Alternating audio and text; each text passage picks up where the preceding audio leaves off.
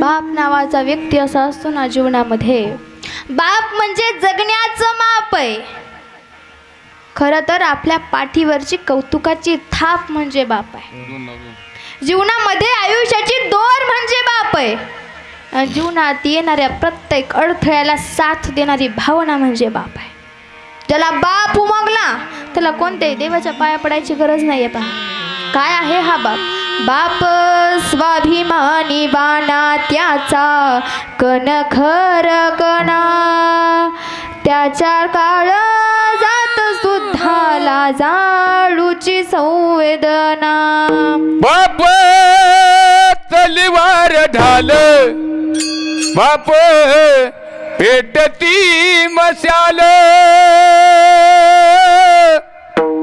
बाप जागतो म्हणून घर झोपते कुशाल. बाप घराचा तो पाया, आई कळस त्यावर,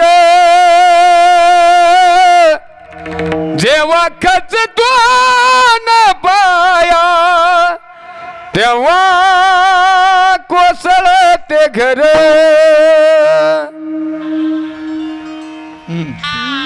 पहा असा असणारा हा बाप जेव्हा आमच्या आयुष्यातून निघून जातो तेव्हा जगातलं सगळ्यात मोठं दुःख आमच्यावर येतं. का हो काय आहे हा बाप. आम्हाला ज्ञात आहे प्रभू श्रीरामचंद्र अयोध्येला गेले तेव्हा रडणारी कौशल्या सगळ्याला दिसली, पण 10 मोकळून रडून जो मृत्यू पावला तो दशरथ राजा आम्हाला दिसला नाही.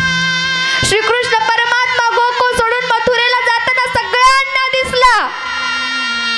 यशोदामाई रडताना सगळ्यांना दिसली, पण तोच नंद राजा रडताना कोणाला दिसला नाही. बाप हा पडद्या मागचा कलाकार आहे, ज्यानं सगळ्यांचं जीवन घडवलंय.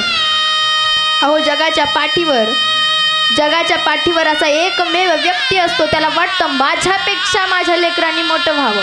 ही भावना बाकी कोणाचीच नसते. म्हणून जिवंत आहे ना तोपर्यंत मायबापाची किंमत ठेवा. माणूस गेल्यानंतर रडण्यात अर्थ नाही, माणूस असताना आपण त्याची किती काळजी घेतो याच्यावर ठरतं काय. अहो काय करतो बाप. या जगाच्या बाजारामध्ये जर पाहायला गेलं ना, आज प्रत्येक घराचं एक खांब म्हणजे बाप आहे. आम्ही लढतो ना, लढता लढता येणारी जगण्याची प्रेरणा म्हणजे बाप आहे. या जीवनामध्ये हसता हसता आमच्या गालावर येणारं हसू म्हणजे बाप आहे. आमच्या कानावर पडणारा कौतुकाचा शब्द म्हणजे बाप आहे. आणि आमच्या पाठीवर लढ म्हणून पडणारी थाप म्हणजे बाप आहे. कधी जीवनात वडिलांना म्हणू नका काय केलं माझ्यासाठी. जो आयुष्य खर्च करतो ना त्याला बाप म्हणावं.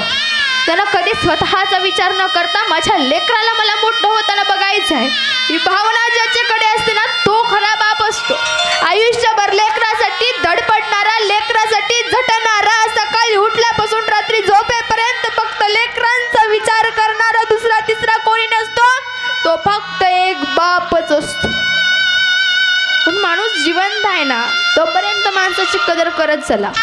कधीच असा प्रश्न विचारू नका जीवनात माझ्यासाठी केलं काय. त्या व्यक्तीसारखं तुमच्यासाठी कोणीच काही करू शकत नाही आणि कोणी काही करणारा जन्मालाही येऊ शकत नाही. म्हणून आज तुमच्या डोळ्यात येणारं पाणी हे तुमच्या वडिलांचे तुमच्यावर असणारे उपकार आहेत.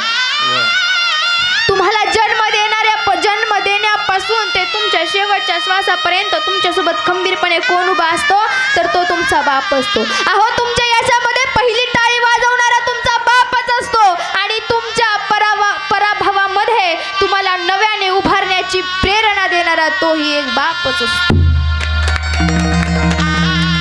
म्हणून या भारतामध्ये एक संस्कृती आहे, मातृभेवोभव आणि पितृदेवो भव. उगाच ही संस्कृती नाही. आई वडिलांमध्ये देव पाहत चला. आणि आजकाल आम्ही बघतो घरात काय वातावरण आहे. ज्या दिवशी आमच्या मुलाचं लग्न होतं त्या दिवसापासून आई वडिलांना घरात परकेपणा जाणवू लागतो. ही भूमिका कुठेतरी संपायला हवी. एका सुनेने एका सासूकड आई म्हणून पाहिलं पाहिजे, सासऱ्याकड बाप म्हणून पाहिलं पाहिजे आणि त्याच सासू सासऱ्याने सुनेकड मुलगी म्हणून पाहिलं पाहिजे. ज्या दिवशी हे समीकरण जुळेल त्या दिवशी प्रत्येकाचा संसार उभा राहिल्याशिवाय राहणार नाही. विठ्ठल